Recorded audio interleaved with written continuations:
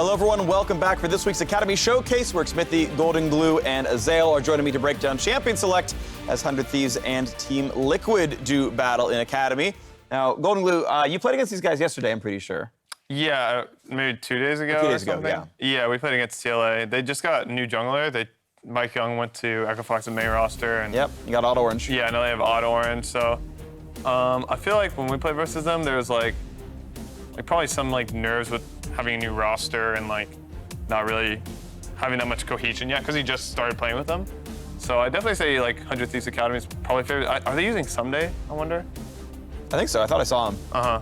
Well, that's not fair, so. I'm getting word, yes, he is definitely in today. How about you, Smithy? Do you play with TL Academy much? Do you guys scrim with them? Before when Mike Young was still there, we scrimmed them a couple, especially in the spring split, but recently not a lot. Not a lot, yeah. But yeah, I think they're a pretty good team. Actually, Dodo is in coaching right now too, so it's we might be at Draft Kingdom. Who knows? Yeah. I like it. Yeah.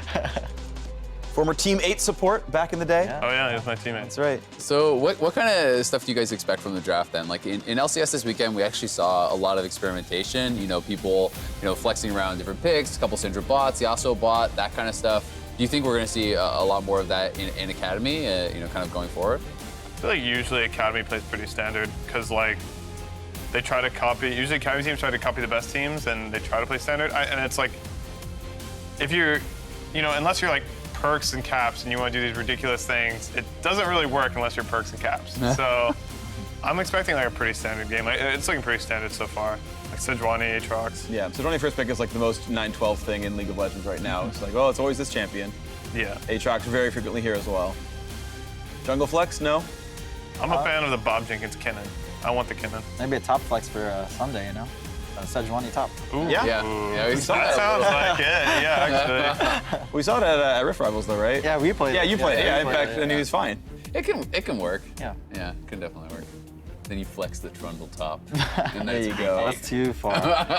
What an insane matchup. Yeah. You go Ravenous Hydra. I don't know about that. Ravenous Hydra Sejuani? No, on Trundle, Oh. in the top lane. I thought you were saying so you couldn't steal your stats or something. There's got to be some cancels, with Ravenous Hydra. During your W, Yeah, the hit. Yeah, with Trundle's a hard champion, guys. You dash and Hydra at the same time. You need the pillar mechanics on Trundle. Yeah. Yeah. The insane pillar mechanics. Stopping Jarvan EQ, stopping We got 2 buttons. They stole the Rakan away from We got Camille. That's pretty cool. Yeah. There's a lot of possible bot lanes now for 100 Thieves. So what do you guys think about the Rakan then, as a separate pick? Generally speaking, people are pretty comfortable taking Xayah separate from Rakan, but there's only Hylissang that I can think of in LCS or LEC that actually takes Rakan separate from Xayah. I think both are fine by themselves, but for sure they're one of the strongest bot lanes for sure. Zarakan, not much you can play against it that can win lane or even push the wave. So it's gonna be pretty interesting. It's hard to say if he actually wants the Rakan or if he wants to deny it. Exactly. You never know if he actually wants it. So Yeah. And I always feel if that is the only reason, if you're taking it as a denial only, then you're kind of it's at a disadvantage. It's kind of you're reacting. Exactly. It's like the whole thing with Sona Taric, where people are willing to actually take the Taric because they think that you don't want to actually play, with a Sona plus regular AD bot lane. Yeah. And those sorts of situations. So it's kind of interesting. But as a jungler, then since we don't have mid lane picks actually locked in, what kind of game plan are you thinking of? Assuming you're playing Jarvan, are you thinking already that you want to play around your top lane, play around the Camille lane, or anything like that? Yeah, I guess. That's Camille Aatrox, for sure. Yeah, Camille's probably gonna go. He can go mid or top actually, because it's a good flex. A lot of LPL teams actually put Camille mid, and it's pretty much decent to any melee, maybe even mages, right? it can. It's just how good are you at Camille? Most mid laners are Not. Yeah. The thing about mid lane too is when you're playing Camille, you can play really safe and W farm and maybe trade a little bit, but you're not actually gonna win trades unless you dash in. Yeah. And when you dash in, you're really easy to gank. So it's a risky niche pick that I think is pretty cool to watch. I'm always excited to watch Camille mid. I don't think there's any mid lane jungle that can beat a Camille Sejuani though. Probably not. The 2-on-2 always wins. Yeah, 2v2 always wins. Makes sense. Very similar, I imagine, kind of to the Aurelia Sejuani, which so many people do really like to play. And since Aurelia is banned, Yeah. You know, maybe it kind of works as a backup. But Camille should be going top then, with Azir getting locked in. And we've been seeing so much of the scaling mid lane meta. You know, it's like Corki, Azir, you know, that sort of thing. Saw some Cassio today. Yeah, some Cassio. Yeah. We saw Zoe, but like, do you think that there's any picks that can kind of break that up, or does that just feel like this is the meta right now and everyone has to kind of adhere to it? I mean, the reason why people pick the scaling champs is because they actually beat you in lane too. It's not like the scaling champs like Azir or Corki are weak in lane. And they can bully around champions and they scale well, so it's just really impressive to play. I was about to say they're probably just gonna pick Corki. Yeah. I feel like people trade Azir or Corki and they're both happy like farming and trading. And they're just strong all the time. Yeah, they're always just gonna be useful. So how do you feel about the Azir Corki matchup? I think Azir, I played it versus TLA. I played this exact matchup and like, we zoned Corki off the mid-tier 1, level 3. Like, we ran past the wave. Because Possible? I did it. Really? Is that good? Damn. Yeah, so I think Azir wins pretty hard early, but like the later the game goes on, like Corki can poke out Azir like slightly longer range with the missiles. It's kind of like team comp based, I say, whichever one you want. Like if you're really good at using the package, and you can be the Corki. All right, Smithy, one question for you. If you're Orange, which camp do you start at? What side of the map are you playing for? Probably gonna start red and probably help the Aatrox. It's a pretty big win condition for top lane, so. Cool. All right, we'll see if he does that. Thank you both very much for your time. That's gonna do it for LCS Cooldown. It's time to send over to the casters. Take it away. Thank you very much, Freak, Azale, Smithy, and Golden Glue. My name is Julian Pastry Time Car. Joining me, as per usual, is the Prophet himself, Alberto Crumbs Rengufo. Finally ending a pretty long week of LCS with a bit of Academy. Yeah, the LCS was popping, and these teams have been playing great all week long, playing on Friday. And I'm very happy that we got to hear what Golden Glue had to say about the mid lane matchup that was pretty much the standard across all the Academy games. The Corki versus Azir, lots of farming, but most of all, lots of late game scaling. So expecting a lot of these games to go a little bit longer than usual and very explosive team fights, especially when you have junglers that are meant to engage in Ottawa and Sejuani. Yeah, I think if we are going to look at where some of the explosiveness could happen, certainly the top and jungle for both these teams is a place to look at here. And champions like Rakan, or even like Morgana, if you can catch some feet in a straight dark laning, can be good. But it does seem like 100 Thieves are grouping up for some sort of small invade, perhaps. Have a pretty good set of level 1 champions here. Oops, Sunday, though, I think may have just gotten spotted. Well, the Camille could be really strong in catching anybody out. You start with that hook shot, might be able to get anybody, get a few autos in, and who knows, before you know it, Anda gets the stun off, and that might just happen here. Picking on the new guy, gets the knockout after the hook shot, and see you later on Orange. That's first blood for Prismal. A little weird, I think you're right. He probably did have some side or was unwilling to use that flag early to spot out an impossible invade. Pays for it, and now that's gonna snowball bottom lane. You've got an Ezreal that got that first blood, gonna be able to buy. Now he has a little bit more mana. Luckily not enough to get that tier. Yeah, thankfully the damage is pretty low there for the Ezreal, probably the champion that maybe benefits the least from an early goad. Still, he'll take it. This will be Prismal scaling up that much faster. It only cost them 1 summoner spell, so we'll watch this again. Yeah, he had to get out of there real quick. But I think that the second that you see that hook shot and they're already up close, Camille's going to be able to follow you through the wall. Same thing with stun. He wouldn't be shy about burning flash if he needs to. And then Sejuani just hits that stun. You're done. And looks like Orange actually has to go leashless as a result of that as well, so Anda will get some help by his dual lane, as Prismal and Stunt will walk down there, but Orange all on his lonesome does finish off the red buff, and now going to pop that sweeper and see where he goes next. Looks like through mid. No, actually, he's going to head towards the enemy blue buff, but we can see as well that Anda's also pathing this way. Yeah, those 2 wards that 100 Thieves drop should indicate that Odd Orange is routing to the blue side, which lets Anda go straight from blue to blue. Actually going to fight here as well. Orange Conqueror here. Going to get some damage out onto Anda. Only the aftershock there for the Sejuani, and both have red buff, but Jarvan a little bit better at fighting earlier. 2 seconds on that flag. Oh, he doesn't chase for it. Instead, takes the blue instead. Yeah, we'll see if Soligo can maybe get his way over there, but by the looks of things, Odd Orange has his smite ready to go, so Anda's just going to give up the buff and probably walk over to the enemy blue there. Well, if he walks to the blue buff, he's going to be spotted out by that ward at the Raptor camp. So if there is pressure in the lanes, which there are, as bot lane, Matt and Shoryu are pushing, I don't think that Anda's going to be able to get that blue buff. So this is actually Odd Orange 3 buffing Anda and all that after giving first blood. Roaming mid lane too, looking for Soligo. Might as well give it a go. Soligo does surf out of there. Odorange just wanted to go to blue buff anyway, so it takes the quick route there through mid and might as well say hello. Yeah, gets the 3 buff. He's going to get a Scuttler too, so good job by him really recovering after that first blood. Yeah.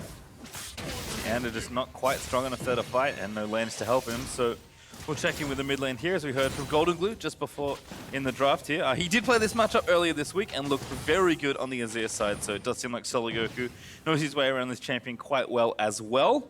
At least getting some early traction here. Corki really does need access to level 6 and mana to kind of get things happening. But for the most part, both these champions just want to farm anyway. And they're nutty late game. Oh yeah.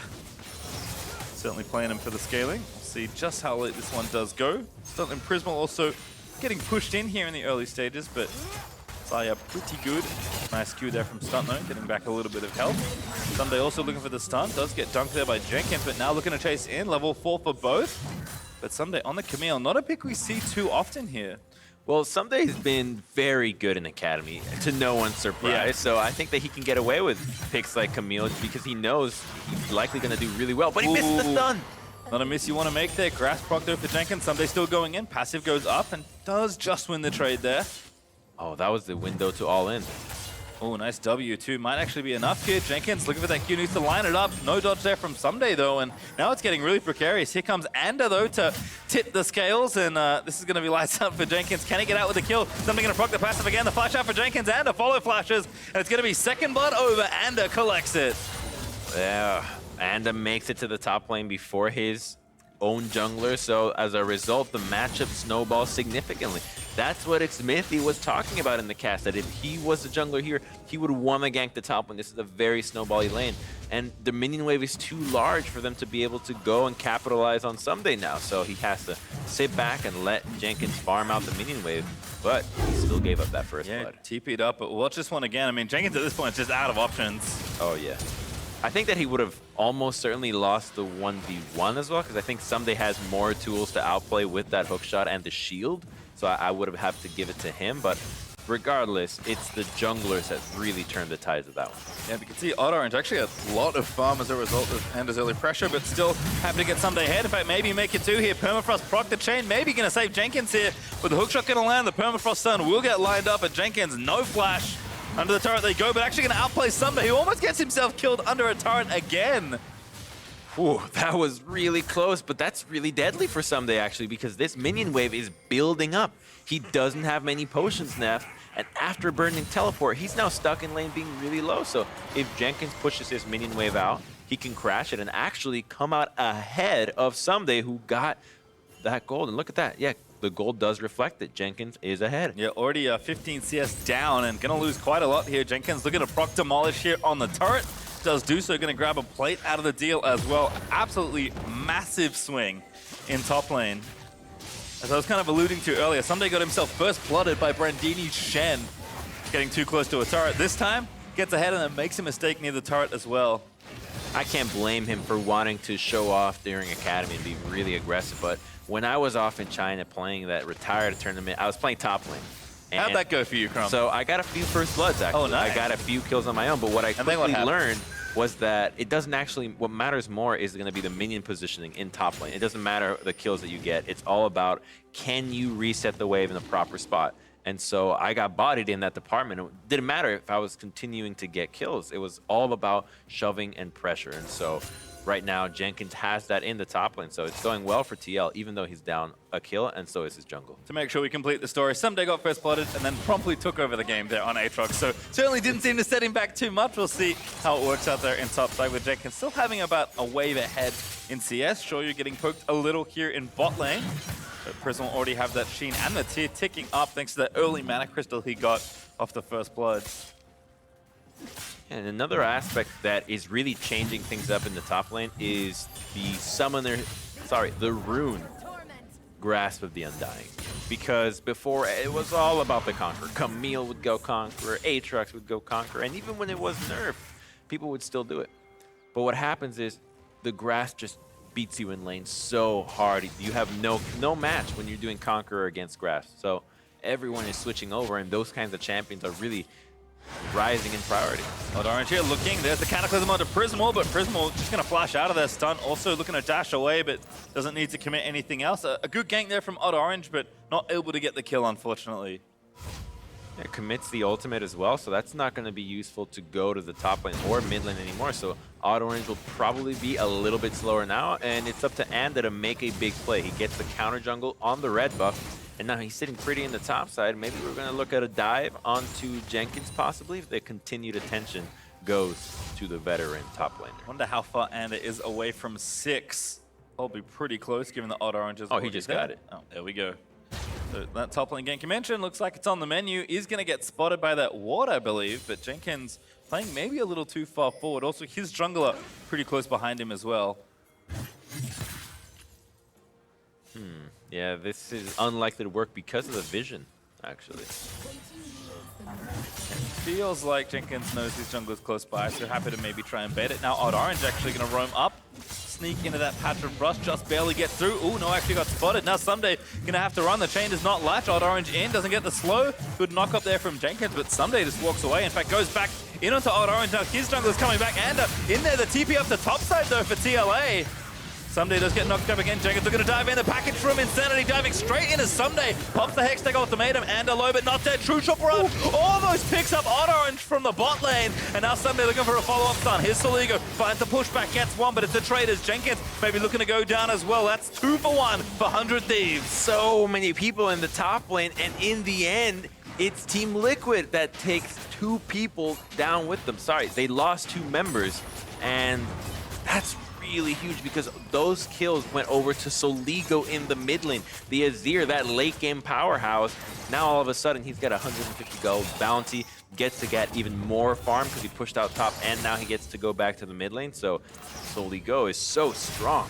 A lot of plates though for TLA's bot lane, so they'll reap that benefit. But let's watch this again. This looked like a very straightforward walk away, but it turned into something very different. Yeah, Odd Orange committing to this a little bit weirdly, and then Someday does a great job in turning, knowing that he can buy time for Sejuani to get there. He can have his ultimate worst case scenario, and the second that the TP comes out, he knows he's safe because he can dodge out of Corki's damage with his own ultimate. Not willing to walk out and get Insanity out of there.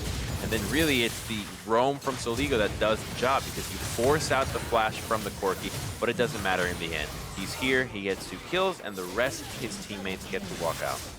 Prismal also committing his TP, which is why the bot lane plate thing happened. Also over 20 CS ahead from Shoyu because he got to stay and then TP back down actually as most of his Essence Reaver completed already. And look at the minimap. I'm going to highlight this right here. Those 2 wards are what allow Soligo to roam from mid to top completely safe because he didn't have to burn any teleport. Even though he didn't have it, he could just walk knowing that there's nothing that's going to stop him. And it's that vision that connects mid to top that allows 100 Thieves to have increased synergy, to have increased help between the lanes to make sure that one of the win conditions for their team go well. Close, but Odd Orange able to find the smite there and give the first streak over to Team Liquid Academy. Looks like Anda and Someday, they're going to look to trade those objectives over, as the Rift Herald will fall over to 100 Thieves. And you know, we were discussing yesterday how in other regions in the world, Rift Herald is being incredibly prioritized to the point where you have 5v5s happening at 10 minutes upon spawn because everyone wants to get a Rift Herald.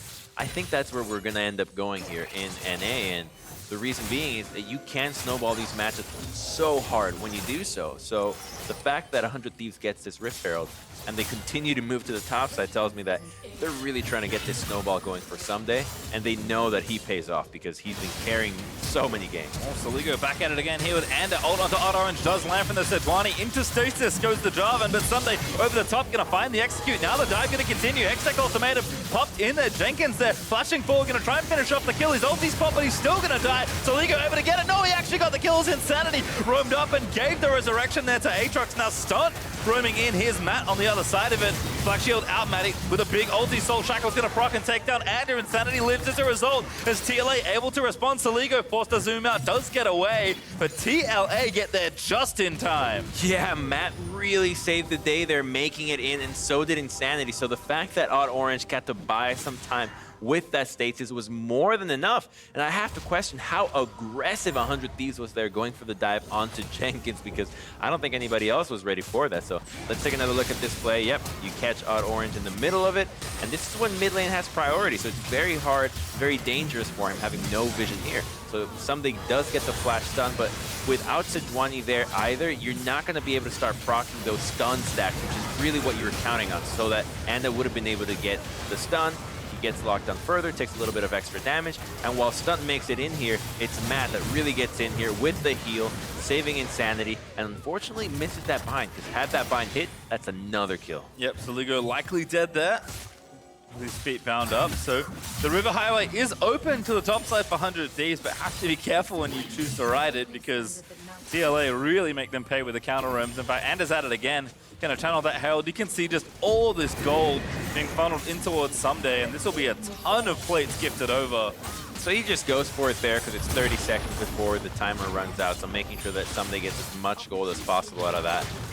And in the bottom side, Odd Orange is trying to go for a dive, but it might result in denying a few minions. But you don't get first blood, or first brick, sorry. And you don't get to continue the play with the Rift Herald that threatens even more. So yeah. I think that 100 Thieves is happy with this trade. Certainly have to be here. Somebody's going to have a very fast Trinity Force as Jenkins is able to finally put an end to the Rift Herald push. Well, we'll see Someday take a recall now, and he does have that Fire Force already done. I imagine, given that the Sting is in his inventory and he's now taking a recall, that he likely does, and indeed also get a longsword and a cloth armor to join in with it. I wonder how much more attention we're going to have topside, because both teams really like going up there, sending supports, AD carries teleporting in, mid laners, all the vision for 100 Thieves. You've got 3 control wards dedicated to letting Someday push. So they really want to make sure that he has a good game.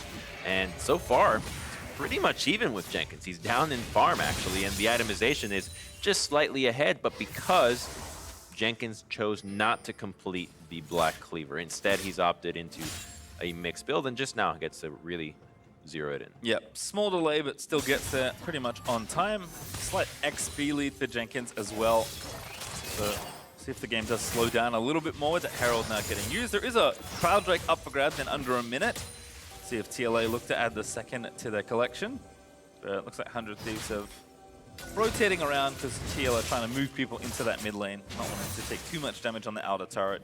TL's got a lot of vision down here, so by keeping Corki bottom, they should be able to rotate faster into the mid lane because he's pushing so fast now, having the Trinity Force power spike. But the big danger is Someday. He now got to push top and roam down.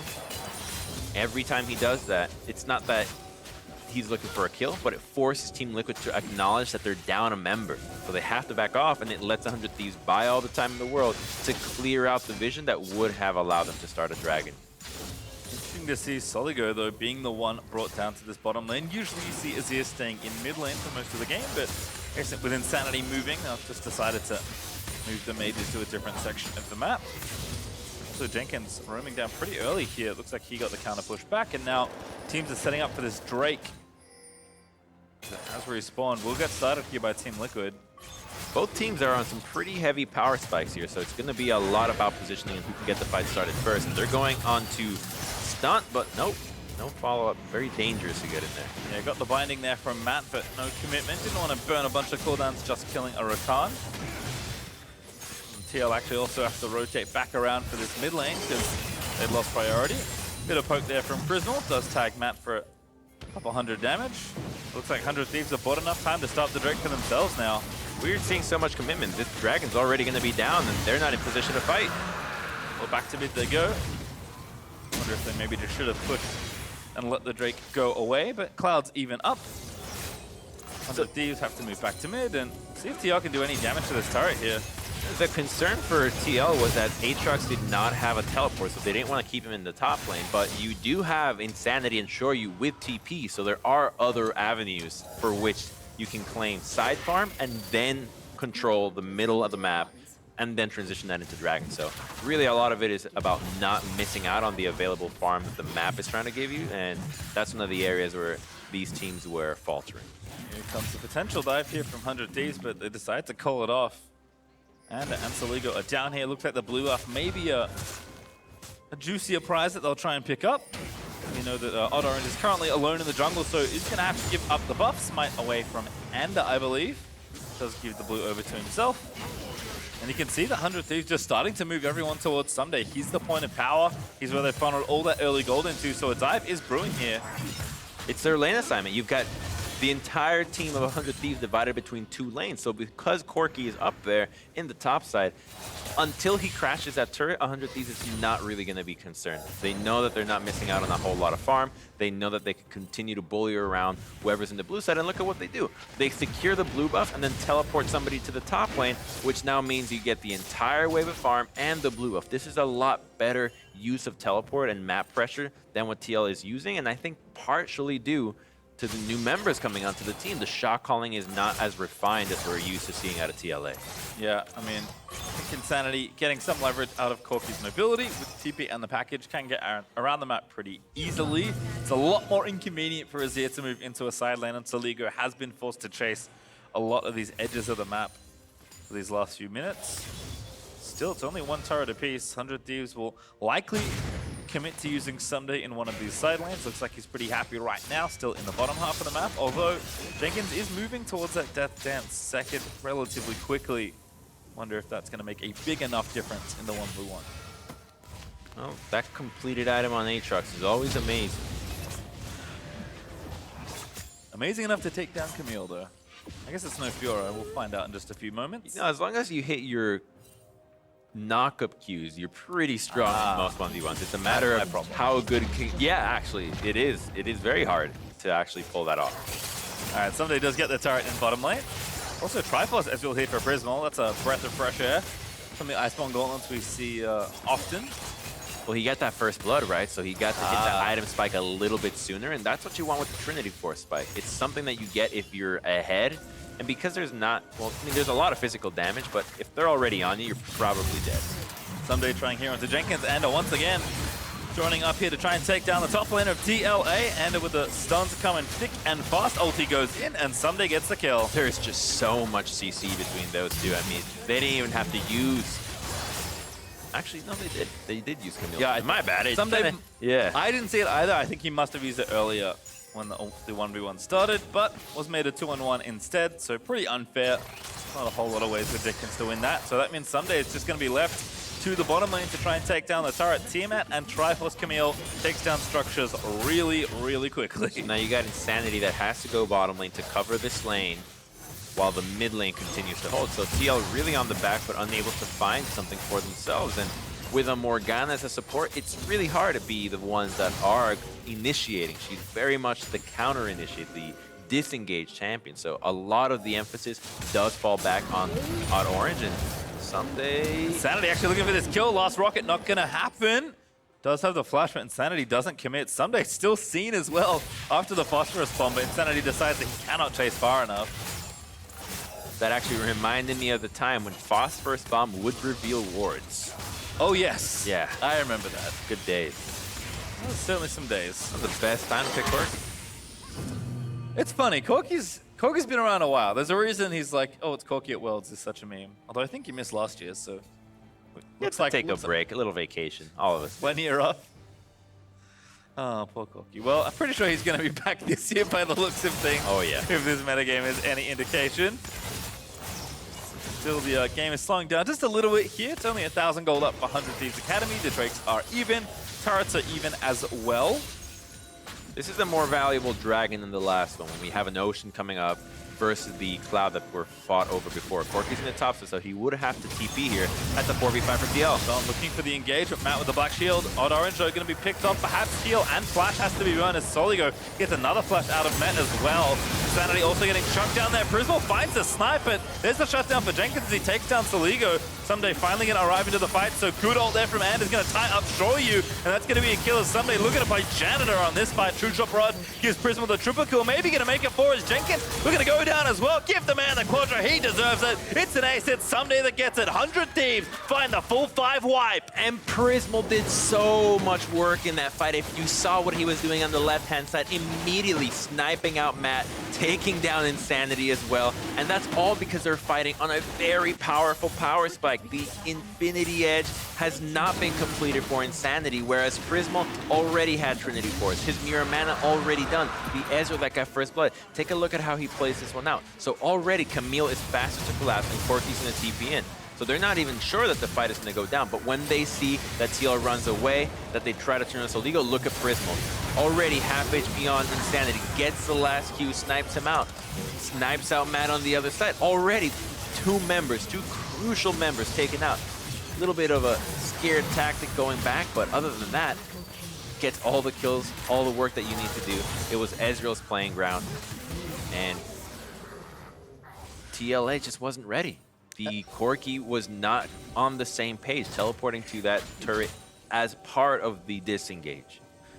And often the mark of strong Ezreal players is using the mobility for something other than peeling for yourself. You look at this champion, he's got a lot of good poke, he's got lots of good self-peel, but the true highlight Ezreal players are always the ones where you're doing exactly that. Getting in, weaving in and out of the front line, and finding targets to snipe. If you remember during Bang's prime, when he was playing Ezreal, he would be so engaging, using Arcane Shift forward, finding the angles to land those Mystic shots to make sure that the enemy's thinking, whoa, what is this guy thinking? Does he know something that we don't? How come he gets away with Eing so aggressively? And that actually prompts your jungler to say, well, find a way to engage on this guy. He keeps going aggressively, but as long as it's calculated, as long as you know that, oh, if I go in, I hit 2 of my skill shots, 2 more, and I'm going to have my Arcane Shift right back up. I'm safe this way. That lets you really play with danger and get the most out of your champion. Well, if they can kill Prismal, it's currently worth an extra 500 gold. Rapidly moving in towards, I assume, a Hextech Gunblade. It's been a pretty popular cloak for Ezreal. Also, 100 Thieves grouping together, working on this mid-outer turret. They had enough room before to try and take it down. They will grab it and give themselves their 4th tower of the game. So now the game is starting to kind of feel a bit out of hand for TLA. They're being pressed up pretty far towards the Nexus. Stunt's going to face check, dashes out of the way, over to Ender he goes. And now the ulti onto Odd Orange may spell his death. Does not want to die when the Baron's up and available. Yeah, he has that brand new Negatron cloak, really allowing him to survive Azir because he is fed up with how much physical damage he's taken between Ezreal and Azir. Sun just falls, did not last long there. TLA continue to try and stem the bleeding, but up 4,500 gold currently for 100 Thieves. It's not that much. 4,000, right? When you have a Corki and a Xayah late game 2 carries, I think that you can always count on yourself to have a way back into the game. Just a few lucky crits, a lot of damage. Well, probably going to need to get to 3 items first, and at least Shoyu is pretty close with that BF sword already in hand. Insanity does have the Infinity Edge you alluded to earlier as well, Crumbs. Did not have it for the fight you mentioned, but does have it now, so will be significantly more powerful. As we kind of heard again from the cooldown, Corki just scales really well. Well, once you get that rapid fire cannon, you pretty much get to weave in and out a few very dangerous autos that work as very nasty poke. Basically getting hit with a free Caitlyn trap step on every single time. And that's the step that you want to be. Yeah, this is what I like to see out of Prismal. Being very aggressive with that E when you've got your team ready, when you've shoved out all your lanes, everyone's ready to collapse. Got a stopwatch as well. Over the wall he goes. Here's Jenkins looking for the collapse, but not going to find it. Prismal, knowing his limits in that situation. Right, and see, it's what happens. It forces the jungler to think, I gotta look for this guy because he continues to be very aggressive. Maybe there's a way for us to find a way back into this game through Ezreal's overcommitment, but as long as he's calculated, it's gonna be K. Thieves doing a nice job actually completely draining the vision outside the Baron pit here. You can see Somedays playing in the long lane in bottom, making sure to get the minions pushed up and force someone to come and deal with him, because I think 1v1 right now he's pretty comfy. And eventually 100 Thieves is going to start the Baron. In fact, we've seen this one already in the LCS this week.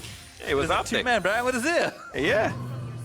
And drops the flag to check it out. So at least they know that this is down. But Morgana's Black Shield is unavailable, so TL is not going to look for a fight. Stunt playing up. They're going to take all the other wards out now. And are even committing a sweeper just to make sure there's nothing else happening. Matt going to drop a ward straight on top of it, but not enough time for him to clear the last ward out. And we may get a look at this 1v1.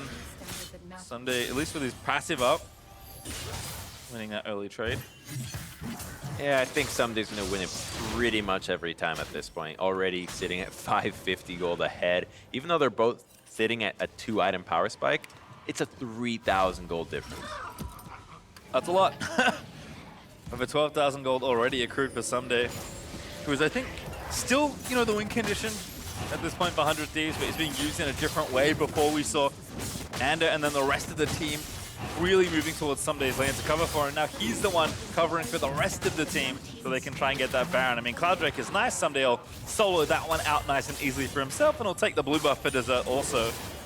She's just so slippery, and TL doesn't really have the greatest tools to catch Someday if Someday doesn't want to be caught. If he is opting to play defensively, there's nothing that TL can do save for committing their entire team to catching him. And even then, you're not even bound to catch him, but they're going on to Prismal. All right, looking for it here. Prism with a good little true shot barrage. Into stasis he goes. Needs to get over the wall. Does blink over. Shoryu getting chunked out. There's the Feather Storm. He's going to find him with just the edge of it.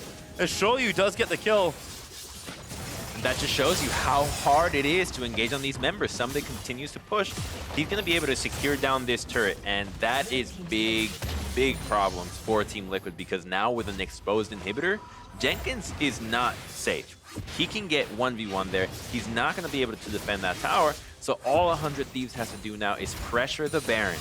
As long as you commit Baron, Team Liquid has to respond, and then Someday gets to push on his side of the map.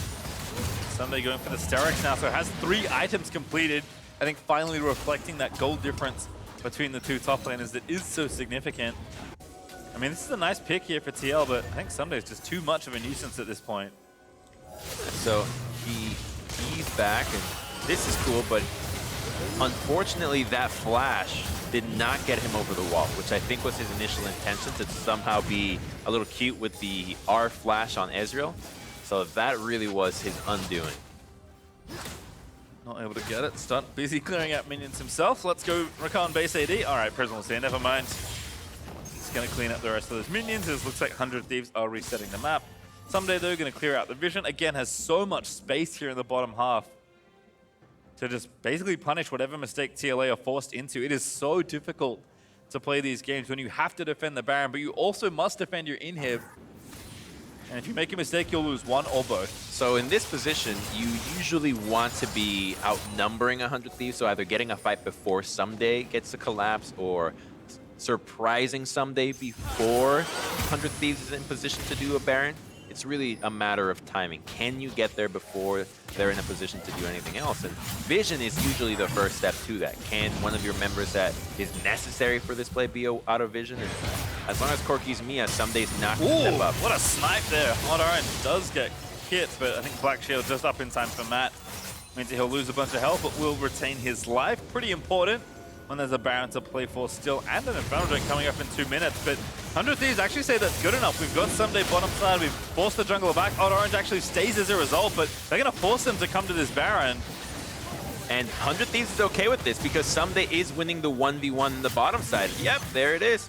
Very easy. Now can get turned on the inhibitor, and that's a free inhibitor out of 100 Thieves. Very well played by them, knowing how to play the 4-1 split push, and this is fantastic. That's exactly what we wanted to see when the Camille was 650 gold ahead. And again, there were never doubts about how good of a player Someday was. I think it's... Hold that thought as Someday finds the stunner to Jenkins. Well done to Pop. Here's Shoryu. Someday now looking for a 1v2 outplay.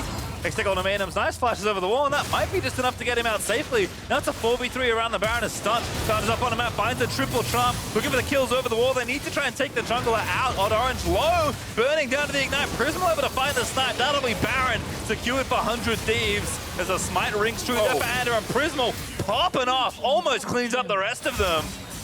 And Someday still going. Shoryu now caught out on the wrong side of the map, and Someday kills him for the Sejuani ult even matters. He is so strong, but overall, 100 Thieves really playing well around that Baron dance, knowing that there is no need to risk a 50-50 when your Camille has already taken down an inhibitor, and instead, we're looking at trying to end the game off this one push. Like I was trying to say, Someday's only playing because Ryu does a lot for the main squad, but not for lack of talent. Someday has been so good in Academy, and looking to really lead 100 Thieves to another victory here. Team Liquid Academy trying to fight desperately here as their Nexus is the next target.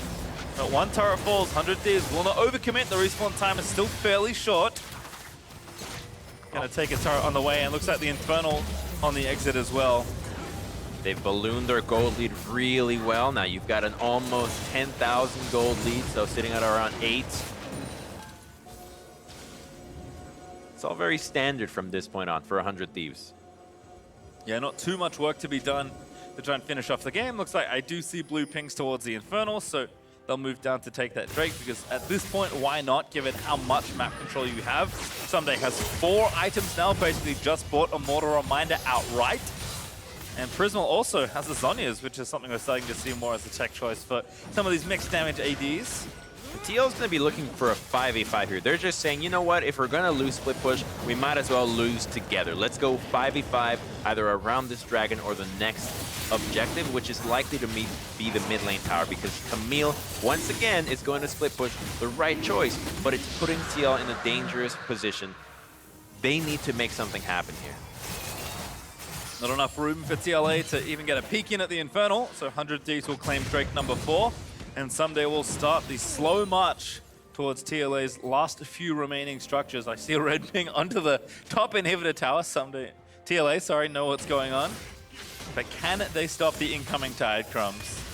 So let's see, their dream would be to use Corki package inside the Jarvan Cataclysm, as well as Morgana to get a really fat ultimate. They don't have package, so that's already out of the question, but Morgana can still do it. Same thing with Shorty. There's a lot of AoE they can use. It's all about the synergy with Odd Orange. The carriers have damage. It's just a matter of finding a way to get them involved in the fight properly. And a tanky just face-checking all of Team Liquid Academy. Someday, again, closing the trap as the pincers grip in on the structures. Inhibitor in mid-4, Someday takes down the turret. TL, you have to go soon.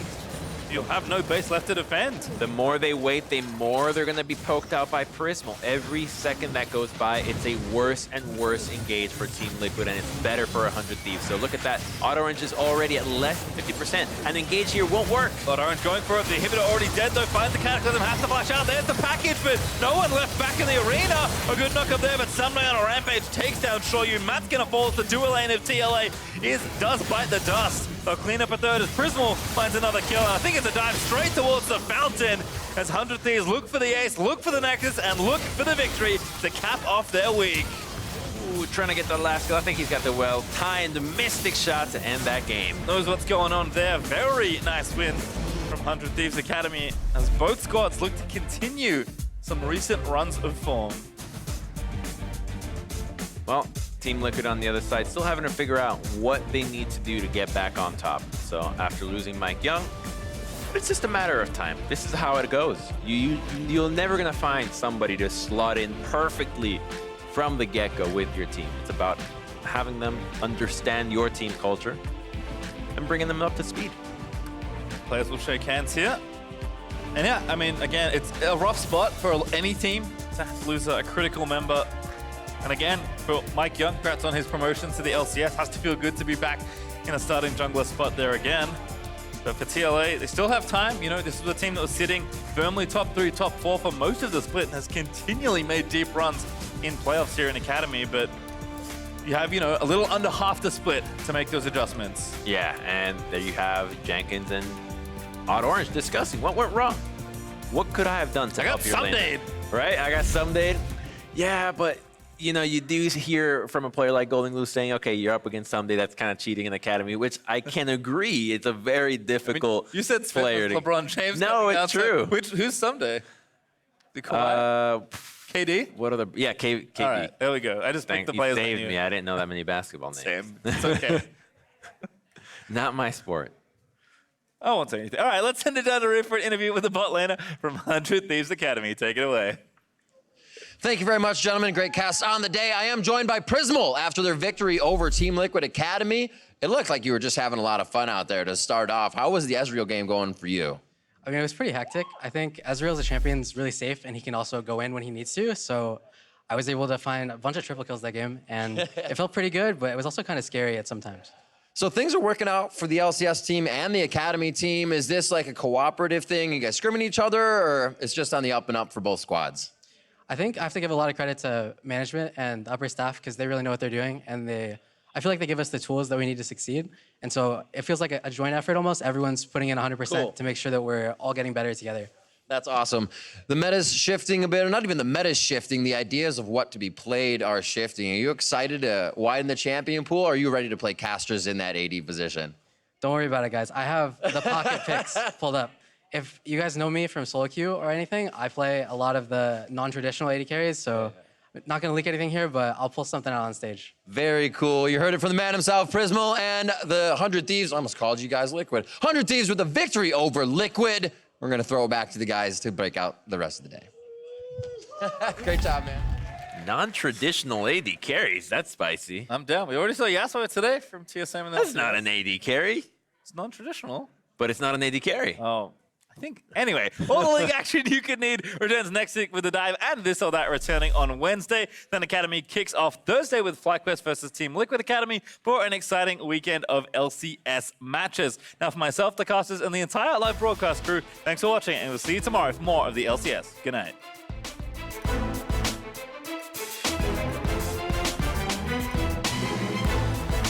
We are on the rip right here, Echo Fox versus Golden Guardians, as we begin the second round robin of the LCS Summer Split.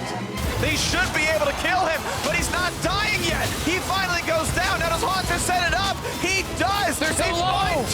The stopwatch. He burns him with the ultimate. And now it's Mike Young with nowhere to go. He will get shut down as well, and Golden Guardians do indeed turn it around. 1 for 0 so far. Cody Sun's dropped as well. 2 for 1, 3 for 1. It's Cloud9 walking all over their opponents. What about killing this guy? What about just kill them? How about murdering them? Good job. Double now trying to get back beneath the tier 1 turret. Aframu taken very low, and it's a double kill for Double Live. There's the crescendo. There's the sleepy trouble, and there's the triple for Double. Go. Driving. Slowly. Watch slowly. I'm walking. Right. Chase some punch. Finish. Lakar. Akan this. Ang boy. Side. It's the entirety of Optic Gaming, but they're going to be swept away. Pobelter makes the big shuffle, and Big is taken down. Viper into the back line. Optic health bars being shredded. FlyQuest have found a massive team fight. For many new fans to the LCS, though, they won't even remember a time when the CLG versus TSM rivalry was relevant. Here we go. Smoothie going in. Stixie keeping himself alive for now. Bio trying to keep him alive. Sven's going to be outplayed and taken down. We're into a 1v1. Meanwhile, that 1v1 is going to turn into a solo kill for Wiggly. You know who I am? I'm Wiggly. Wiggly's going right back in after Acadian.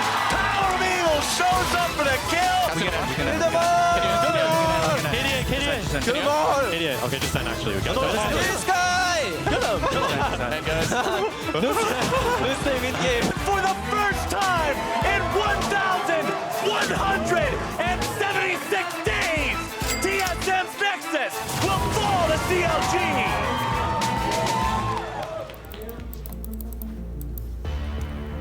Go for demons. You know they're the new hotness. Get them. Get 4 of them. You can't go out on a loss. You need to end strong. That guy's so much worse than you. It's just RNG that he beat you. You're on a hot streak. You can't stop now. You've won 1 in a row. Keep going.